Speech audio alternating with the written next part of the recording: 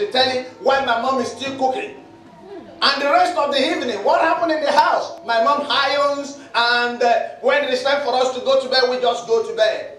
And they asked the boy, do you get paid? He said, yes, I get paid. What of your dad? My dad get paid. What of your mama? He said, Mama, get paid for what? She doesn't work.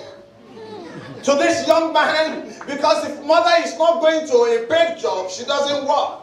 But there is nobody here that will not agree with me that these wonderful, pretty women that God has given to us, they work. So if anyone there is here today to believe that man don't work, I would suggest that you tell the person to keep his or her mouth shut.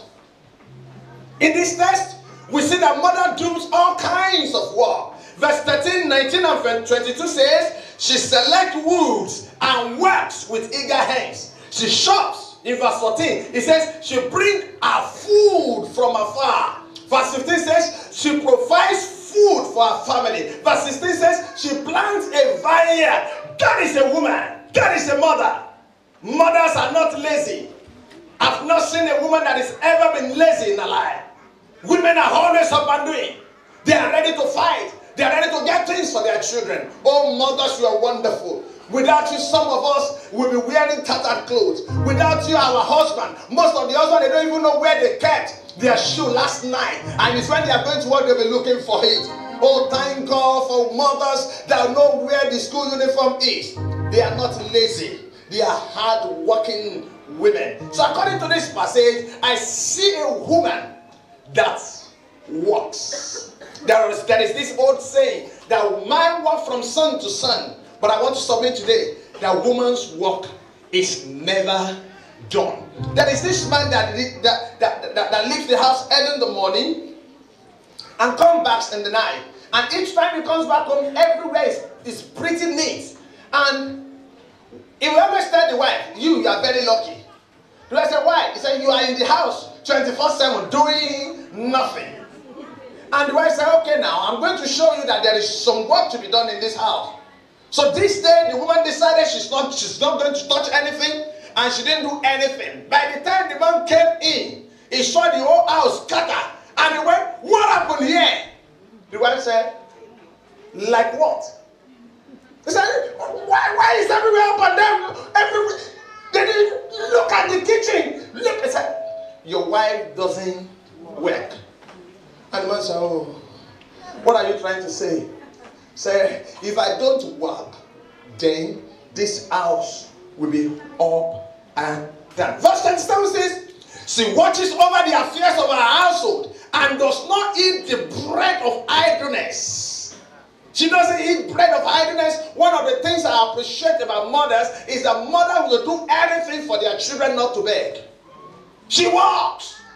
And thank God, coming to the United Kingdom, if you want to be a mother and be a true mother in the United Kingdom, you can't afford to be lazy, my friend.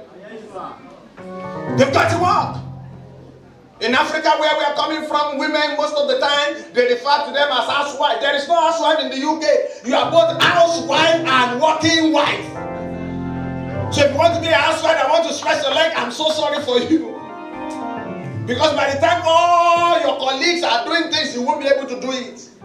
Because the money your husband is collecting is not even enough for himself alone. Not to talk of the two of you. What am I saying, church? This woman works. God bless you, mothers, for all your hard work over the years. But not only does this woman works, her mouth also speaks. And I see that in verse 26. It said, she speaks with wisdom, and faithful instruction is on her tongue. That is a mother. A mother with faithful instruction. Women speak all the time. There is this man of God, John Wesley, when he was a student at Oxford University. He wrote a letter to his mom and said, Mom, the amount of alcohol being consumed by students is alarming in this institution. Sincerely, I want to tell you, when I first got to the UK and I was living in the house in the hall of residence, they call it, every Friday, Saturday, you need to come to the hostel. You will think you are in the beer parlor. So I wonder what John Wesley will say if he's in the United Kingdom of today. But after writing to the mother, you know what the mother did? Susanna Wesley is her name. she wrote this concept for the son. He said, my dear son, remember that anything which increases the authority of the body over the mind is an evil thing. Can I read that to you again? My dear son, remember that anything which increases the authority of the body over the mind is an evil thing. Great instruction. And I'm sure that Susanna Wesley said a lot of good words of wisdom to her children. Mother not just swear, they speak. There is a preacher in America. He had 4 sons. And one time, they have friends all around them. And somebody asked the children, he said, which Morgan, the name of this preacher is Morgan, which Morgan is the greatest preacher? And you know what one of the sons said?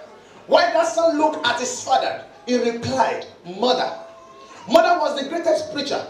Many mothers have done a lot of preaching to their children, whether they consider it preaching or not. But the question today that I'll be asking later is, what are you preaching? Now, when she said that, that thing registered in my mind, because the mother is always preaching that in everything and everything, give thanks to God, in everything and everything, commit it to God. But the mother may not even know that the daughter has caught the habit, that the daughter has seen her mother, that what will my mother do in this kind of situation? Can I speak to you, mothers? Whether we like it or not, we are preaching to our children. And no wonder when you see some children, thank God for where I come from in Yoruba land, they say like mother, like daughter. And when you see it, what you see in the life of a daughter will actually reveal the type of woman the mother is. And that is why in Yoruba land, if you want to get married, one of the things they look at is don't get married to somebody that is a woman that spends money anyhow. So when they want to get married in Yoruba land, they will have to go and do some investigations about the mother. Because if you want to marry a wife, know about the mother. If the mother is an exorbitant type that spends money anyhow, you are in trouble. That means all the days of your life, you are going to be paying debt of your in-laws. What am I saying because of time? These women, our mothers, they are not just working. They are preaching the gospel. Which gospel are you preaching? Can I say something very alarming? Now come and look up all the mothers that are in the house. You know that sometimes you see a child looking at an adult somehow. When you see a child looking at you somehow, I want you to go and register it. The mother has been saying some things about the person. And you don't know you are preaching. You are saying it, but you don't know that the daughters are hearing. What are you preaching, my mothers? What are we preaching? The way you treat your husband in the presence of the children. You are preaching to them that is how to teach their husband when they grow up. It's not that our hands work, or that our mouth speaks, but also our hearts loves. Verse 11 and 12. It says, her husband has full confidence in her and lacks nothing of value. She brings him good, not harm, all the days of his life. If a husband has full or complete confidence in his wife, then you know that that woman loves the Lord. Some of the women that are here today, beautiful. I was sitting at the back and I'm saying, God, thank you that in Pentecost Gospel Baptist Church we could have wonderful women like this. But the question is, if we ask all the men that are sitting at the back, what is their opinion about their wives? Some of them will be shaking their head. Can this woman dance like this? See the way she's dancing. Because they know that she's a selfish woman. Some women are so selfish. Some women, you see their life, the husband is just saying, Pastor, if you know this, my wife, the way I know her, you will invite her to anything.